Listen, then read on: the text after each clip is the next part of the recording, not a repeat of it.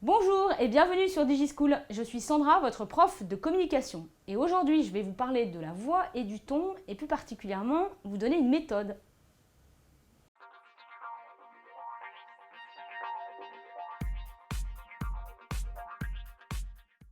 Alors la première chose, tout à fait essentielle, c'est de connaître sa voix. Alors vous allez me dire, c'est évident de connaître sa voix. En fait non, bien souvent on ne la connaît pas.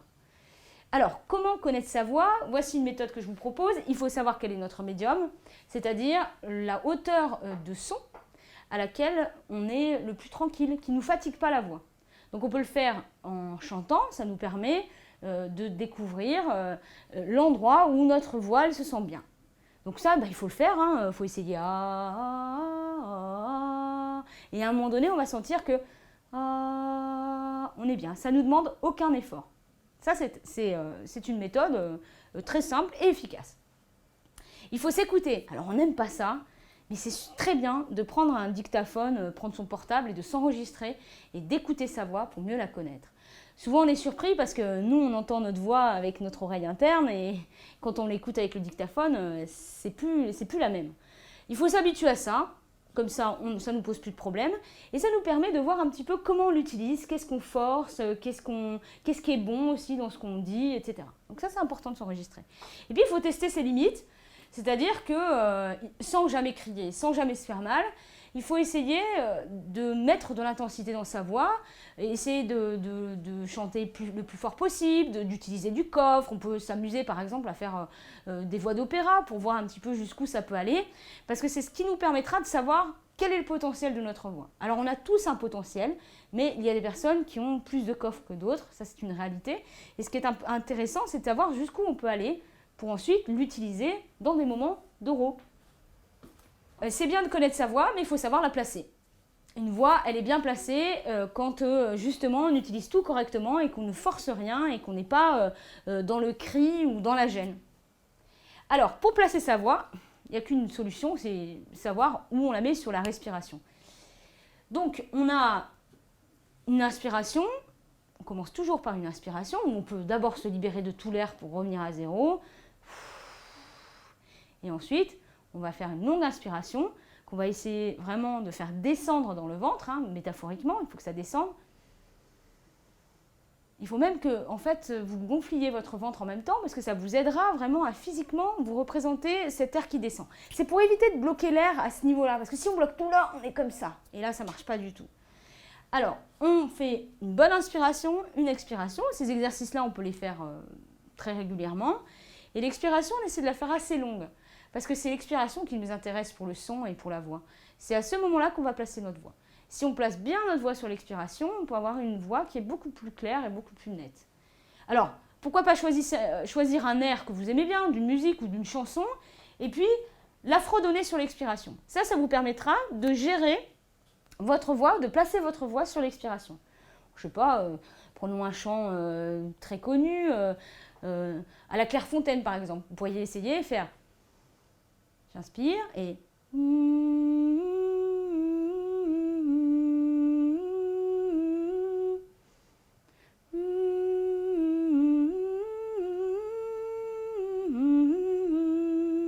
Ce qui est important, c'est qu'en fait, vous arriviez à noter là où il faut que vous inspiriez, là où il faut que vous arrêtiez votre voix, sur quel moment de l'expiration vous allez pouvoir fredonner cette chanson.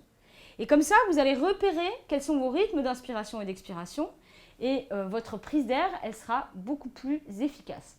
Et surtout, on l'entendra moins quand vous serez à l'oral. Donc c'est important de faire ce genre d'exercice. Alors, pour projeter sa voix, je vous propose un autre exercice maintenant. Une fois qu'on l'a placée, il faut savoir la projeter. Il faut articuler déjà, il faut que vous sentiez vibrer à l'intérieur de vous-même. Et il y a des phrases comme ça où on répète une même consonne, qui permettent, des consonnes qui font vibrer, qui permettent de sentir à l'intérieur de son crâne comment ça vibre. Si je prends cet exemple-là, ma mémoire me ment manifestement. Et alors, j'insiste vraiment sur le M. Ma mémoire me ment manifestement. Il faut vraiment que vous sentiez que ça vibre à l'intérieur. Vous les répétez plusieurs fois. Ça vous aide aussi à trouver la puissance progressivement. Pareil, 1000 millions de magnifiques moments, ça peut vous aider. Ensuite, vous pouvez dans votre exercice faire vibrer des sons. Vous allez commencer par des sons graves. O, U, A. Vous n'êtes pas obligé d'être si grave, hein, vous pouvez être un petit peu au-dessus. Hein. O, U, A. Ça dépend en fait si vous avez une voix très aiguë ou plutôt grave. Et puis ensuite, une fois que vous avez échauffé votre voix comme ça, qu'elle a un petit peu regardé les différents sons et qu'elle a un peu vibré, vous pouvez essayer de viser un point et de l'atteindre. Vous vous mettez dans une salle ou je sais pas dans votre bureau, dans votre chambre, et puis vous vous mettez dans un angle le plus éloigné de l'autre angle, et puis vous essayez vraiment de faire comme si vous deviez projeter quelque chose au loin. Et comme ça, vous allez gagner en puissance. Alors ça se fait progressivement et sans crier. À force de faire ces exercices, vous allez découvrir la puissance de votre voix. Mais ça se fait en combinant tous les petits exercices que je viens de vous présenter. Alors, pour à la fois travailler la puissance de sa voix, mais aussi la capacité à moduler les sons, ce qui est pas mal aussi, c'est de faire à partir d'un même son, enfin d'une même lettre, hein, la lettre A par exemple. La lettre A est intéressante. De faire des décrescendo et des crescendo. Alors, décrescendo, ça va être commencer très fort et puis descendre. Parce que ça nous permet vraiment de gérer le souffle. C'est ça qui est intéressant. Et puis, à l'oral, il faut savoir faire ces variations. Puis ensuite, on va faire un crescendo. Vous pouvez inverser l'exercice. Alors, vous essayez évidemment d'aller beaucoup plus fort que ça. Là, je ne veux pas vous casser les oreilles, mais il faut vraiment essayer d'aller chercher votre puissance. Et ensuite, vous faites le même exercice, mais cette fois-ci, vous faites une sinusoïde, quoi.